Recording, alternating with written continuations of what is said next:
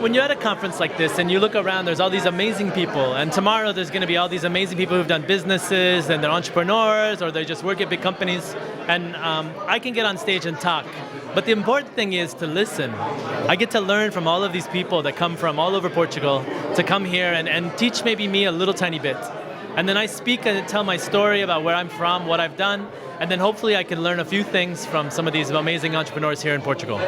Yeah, so one of the things I was going to talk about at the QSP Summit is sarcasm.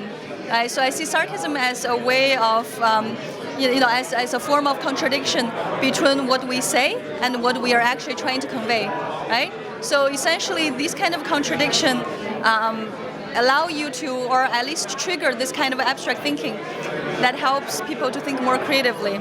So this could mean for the people who are saying things that are more sarcastic, but this could also mean for people who are being on the receiving end, who are in the audience receiving sarcastic comments. And this kind of, in order to process these kind of sarcastic comments, or in order to come up with something that is sarcastic, we tend to have to go up one level in the abstraction of our thinking, and that allow us to become more creative.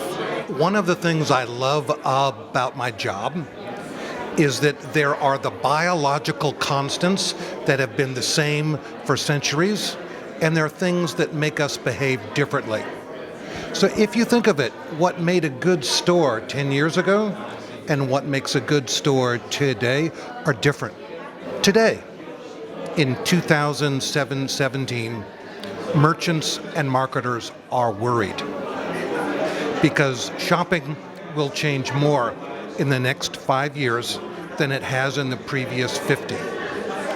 And like the Chinese radical for chaos, it is a combination of danger and opportunity.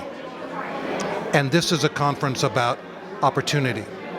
I think the big things we are working on is trying to understand creativity and innovation.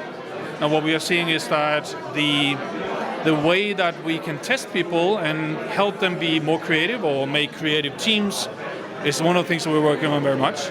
We work very closely with companies in Silicon Valley, for example, but also in Europe, to boost creativity and understand creativity. I think that's the big next thing.